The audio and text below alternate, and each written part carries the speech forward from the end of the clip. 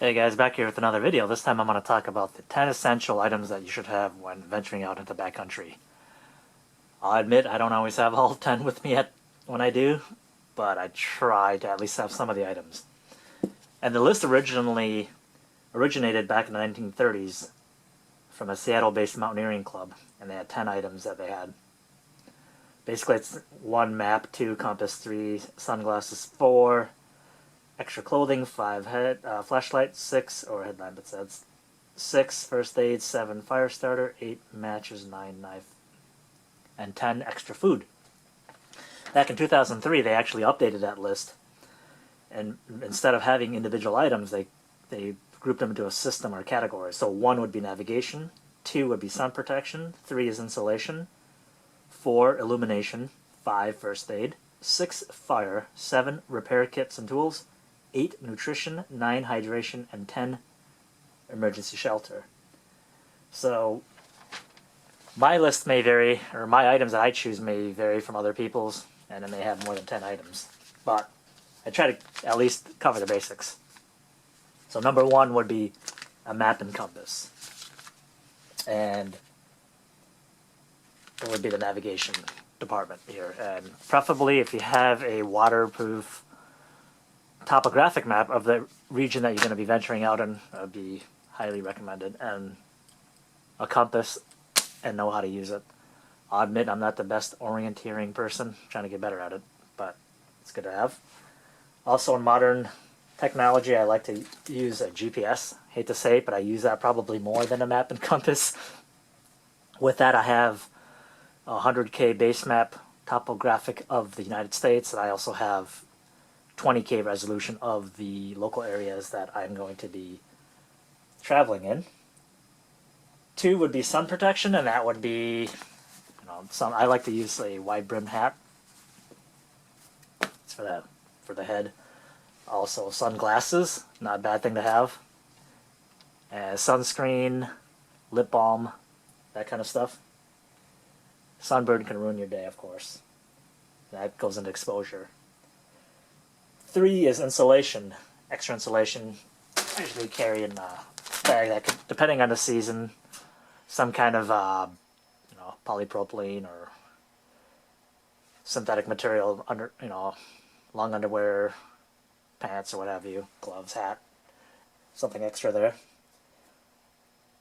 The number 4 would be an illumination, and that could be no way of a flashlight, obviously. I like to carry a small 1-cell battery flashlight, and this is a neutral tint,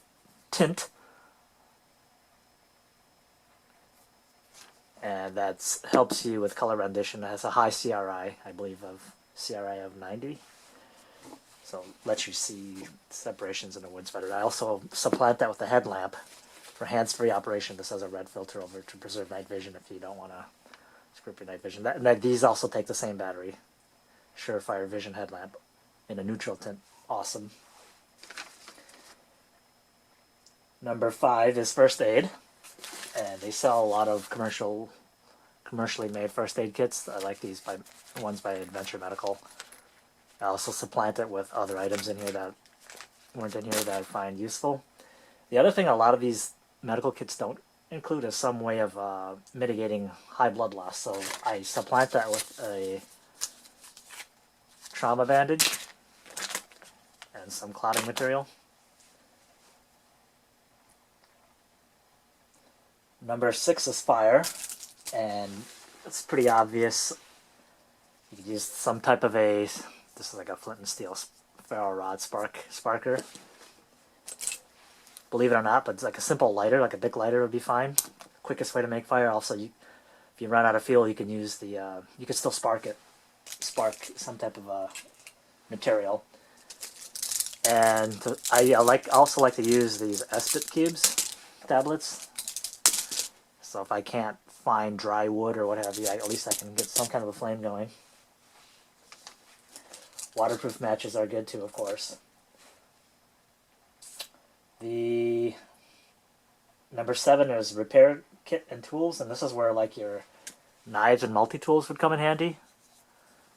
And then The main advantage of using a multi-tool out in the wilderness is the pliers part, so you can pull off cactus or pricklies or grab a hot pot, what have you. I like the scissors on here too. Probably won't use a screwdriver as much unless you're doing repairing your gear. Also, I like to have some type of a quality folding knife on me. This is for like more fine work. It's pretty lightweight. It has a titanium handle. Some type of a fixed blade knife is probably nice to have. Sometimes it might be impractical to carry one, but this is definitely good to have for processing wood, making shelter. Probably the main things for that. But like I said, it may not be practical due to the size. Also, if I know I'm going to be out there for a while, I might bring along a folding saw.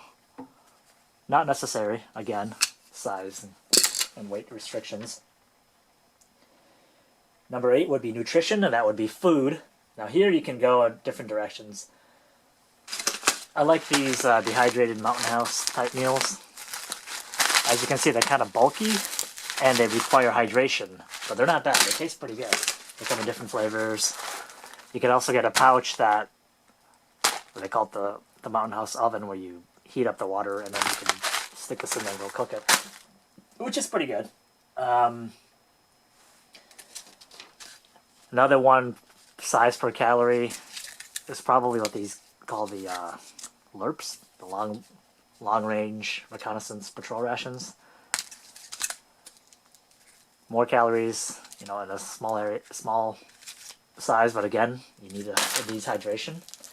If you don't want to hydrate your food, you can also probably get some kind of an energy bar, some protein bars. Or you could go the way of these, they call it lifeboat rations.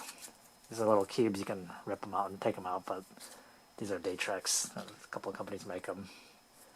They're basically coconut flavored wafers you eat, high calories, but do not require hydration or refrigeration, which is nice. But I guess, I was going to say food is probably not as high priority as the next item on the list, which is hydration, water. Because as they say, it's in threes. 3 hours without shelter, probably, in an inclement weather, you can only survive 3 hours.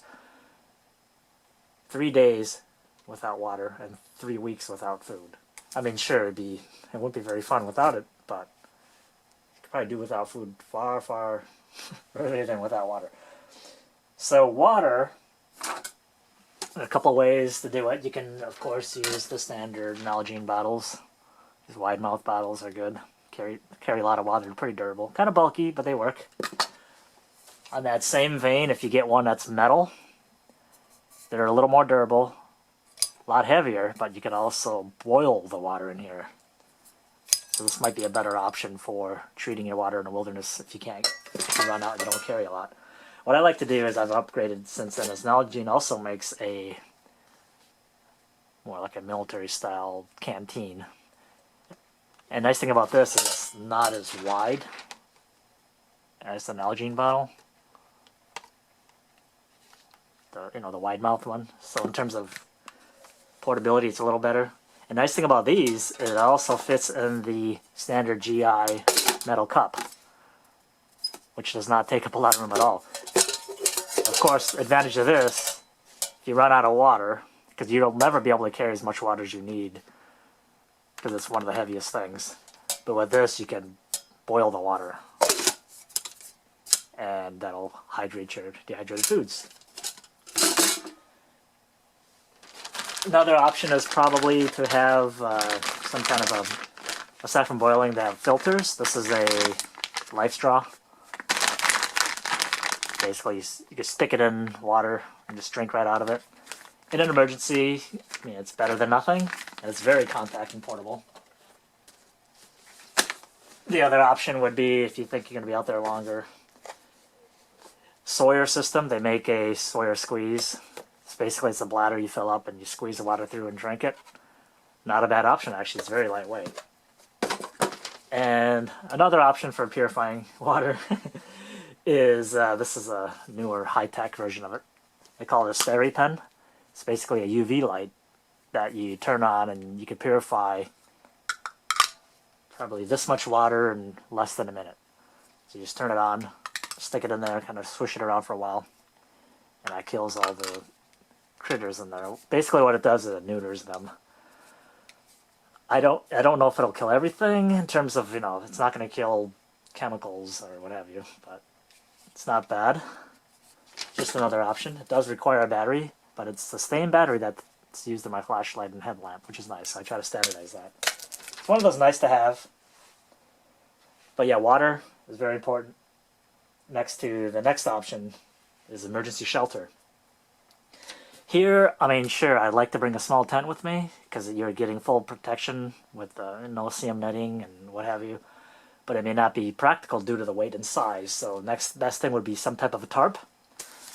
I like to use this sil nylon poncho. Basically, it's a poncho with snaps that you wear, and you can fold it out into a tarp, and you could guy it out. That'll protect you from, rain or what have you. But I would also supplant that with some type of a bivy, and this is a SOL Escape Bivy. This is a breathable one, which is nice, so you're not going to be all sweaty and clammy. And it doesn't weigh much, and it's good to have. So you set up your tarp and crawl into this thing. Wait for rescue. It'll buy you some time. So that's the 10 essential items, but there are things that I like to add to supplant that. I mean, look at all this stuff. That's a lot of stuff. I mean, let's take some of those items out that I probably wouldn't bring. But let's say, yeah, this right here. Of course, your cell phone. That's a lot of stuff. I mean, that's not going to fit in a small bag. You're going to need like at least some type of a backpack to carry it in. And this is not including any fun stuff that you might bring, like, photography equipment or what have you. So that's why to carry the 10 essentials and do it right, you're going to need a good backpack. And on top of that, I'm going to be adding other stuff that I like. Since I like to carry my electronics out in the backcountry, my cell phone, everyone has one of these. I'd like to have some way of powering it in case the battery dies, and this is what they call one of those lipstick form factor battery packs. And here I could just plug in a USB based charger that plugs into the phone here. I could top that off. I could top off my GPS, and this one also happens to have a flashlight built in, which is kind of cool. So you got some redundancy going on there. Other nice thing to have, probably, I like to bring a water purification tablets too, just to supplant the water. I like a layered system because you're not going to go very far without water. Of course, a space blanket is probably not a bad idea to have. This can help reflect heat back to you. If you have to build a shelter, you can wrap this up for more warmth. Goes in insulation category. Some duct tape. You can't go wrong with duct tape. Multi-uses. Everything from, blister treatment to repairing holes or rips or tears in your clothing or equipment. You name it, I could probably use more of that. Another thing that's probably good is have some type of a cordage, some kind of a rope. This is a parachute cord, paracord they call it. And this just happens to be a bright green one just for visibility. You could use this, though, everything from shelter building, hang your food, in bear country. Multiple uses. A nice thing about these is you rip it open, there's 7 strands, 5 to 7 strands that you could use for finer work. You could get them in lower profile colors, but we're not evading anyone here. We're just trying to survive, so that's why I chose that color. A red bandana, probably wouldn't be a bandana some type, wouldn't be a bad idea to have. You could use this to filter the water as you're putting it into your canteen or your water bottle from the river or lake. That'll get some of the sediment out. Also, red is a good high visibility color for signaling. And you could use this for, as a poor man's tourniquet, sweat mitigation. Lots of uses. Doesn't take hardly any weight in your pack. I like to carry some hand sanitizer. Keep things clean after you do your business, or you don't want lip balm. I like this. This is a accessory for the canteen system, so if I want to boil water, stick this on here, like so, and I can put one of the S-bit cubes underneath there. One or two, and that'll be a nice platform to boil water. Doesn't take up much room. Let's see what else.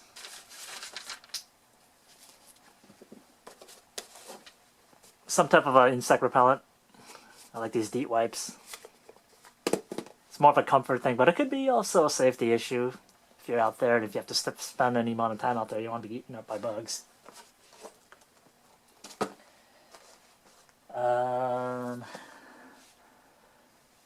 If your cell phone's out of range, can't get communication, if you have some type of a two-way radio, it's nice to have. This one will also get weather channels. And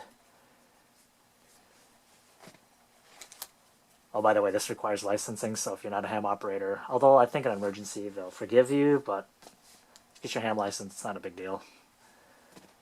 Gives you access to repeaters and things of that nature. And another thing I like to carry, kind of redundant to this, is some type of a pocket survival kit, survival pack.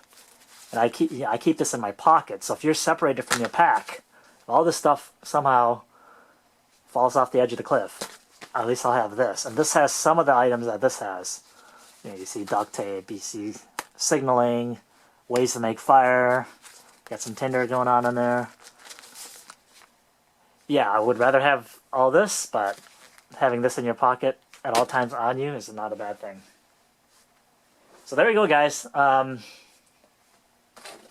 That's the, actually there's one other cool thing. This is again, going back to water, this is a collapsible water bottle. So when you're not using it, you can collapse it. And you could use this to get dirty, untreated water and pour it into your canteen or wherever you want to purify. That way it's not going to contaminate your clean drinking water. But there you go, guys. That's about it. That's the 10 essential items for backpacking, wilderness, backcountry adventures. I know most people don't carry half this crap. I know I don't. I try to. If I know I'm going to be out in an area that it could be potentially hazardous or dangerous, definitely. But more often than not, people that you're with probably aren't going to have any of this stuff, so having it might save them as well. Alright, guys. Until next time, see you later.